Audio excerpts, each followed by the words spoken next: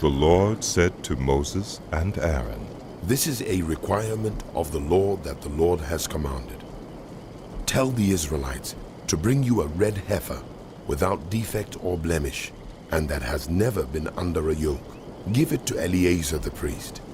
It is to be taken outside the camp and slaughtered in his presence.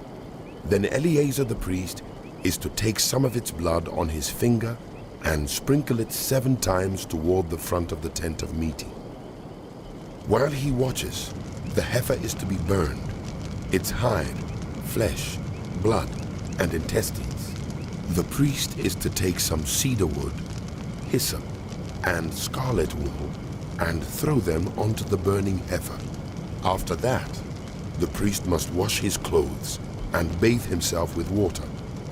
He may then come into the camp, but he will be ceremonially unclean till evening. The man who burns it must also wash his clothes and bathe with water, and he too will be unclean till evening. A man who is clean shall gather up the ashes of the heifer and put them in a ceremonially clean place outside the camp. They are to be kept by the Israelite community for use in the water of cleansing. It is for purification from sin. The man who gathers up the ashes of the heifer must also wash his clothes, and he too will be unclean till evening. This will be a lasting ordinance both for the Israelites and for the foreigners residing among them. Whoever touches a human corpse will be unclean for 7 days. They must purify themselves with the water on the 3rd day and on the 7th day. Then they will be clean. But if they do not purify themselves on the 3rd and 7th days, they will not be clean. If they fail to purify themselves after touching a human corpse, they defile the Lord's tabernacle. They must be cut off from Israel. Because the water of cleansing has not been sprinkled on them, they are unclean. Their uncleanness remains on them. This is the law that applies when a person dies in a tent.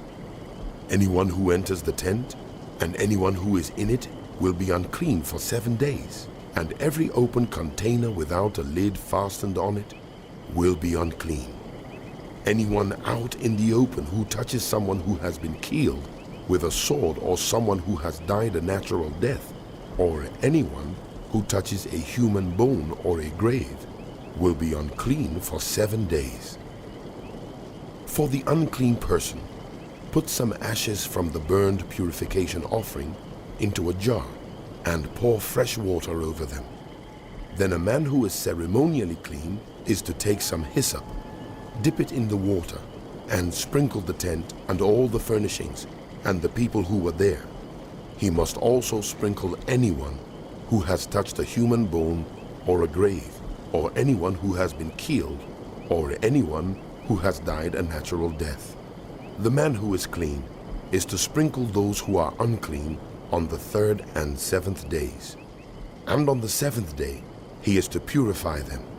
Those who are being cleansed must wash their clothes and bathe with water, and that evening they will be clean.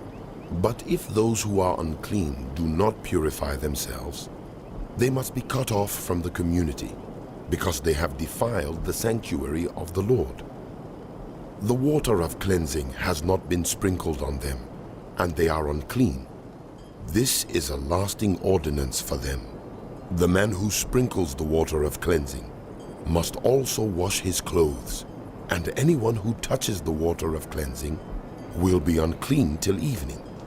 Anything that an unclean person touches becomes unclean, and anyone who touches it becomes unclean till evening.